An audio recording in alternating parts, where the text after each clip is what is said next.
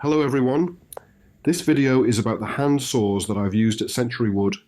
I bought another two this year, and so it's a good time to do a roundup. The first one I got was this bow saw at the same time I bought the wood, back in 2008. I managed to cut an 8-inch diameter poplar down with it, but I soon moved on to chainsaws. After that, I only ever used it for fallen branches across the rides when I didn't have a chainsaw with me. It was quite hard work, to be honest, and I never got any good at making straight cuts with it.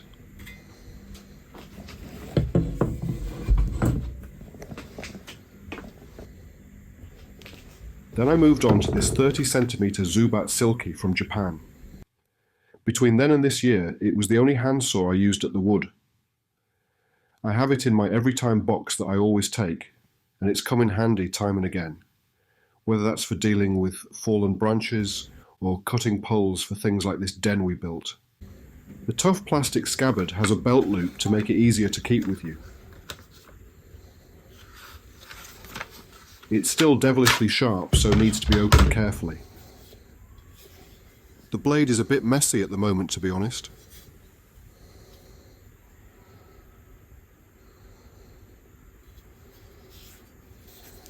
The handle has big screws to swap the blade in principle, but really most of the cost is in the blade anyway.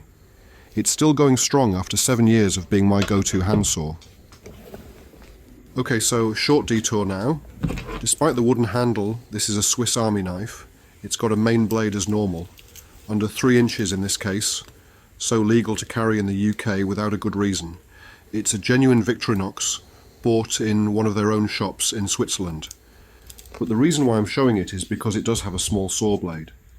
Now, I don't use this very much, and I try to save the saw teeth and the pivots, but it is very handy to have it with me most of the time, just in case. It's quite capable of cutting through the last stringy bit when you're snapping off a branch, for instance. Okay, back to the saws themselves.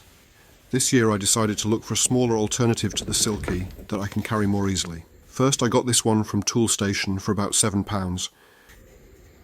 It's quite light. The blade locks shut so it doesn't open up in your bag.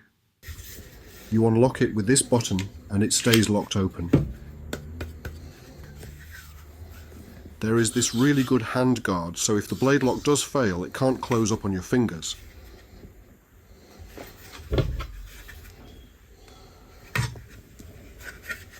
As you can see, it's nearly as long as the Silky.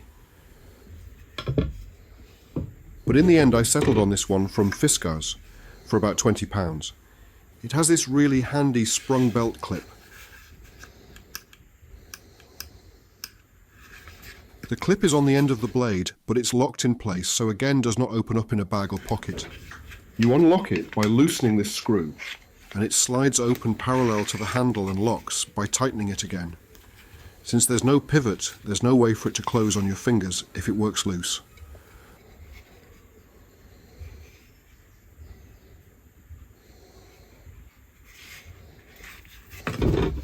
About 2/3 the length of the Hawksmoor and half that of the Silky. The Fiskars is billed as a garden saw, and I'm still using the Silky for more substantial planned jobs, but it's good enough to avoid going back to the car for the Silky. And its first job was that walking stick I cut for my walk from North Cheshire to Century Wood along muddy, slippery canal towpaths. Like most things with the wood, it's been a case of looking at different saws, guessing which is going to do the job best, and then using what actually works for the various types of job I do at the wood.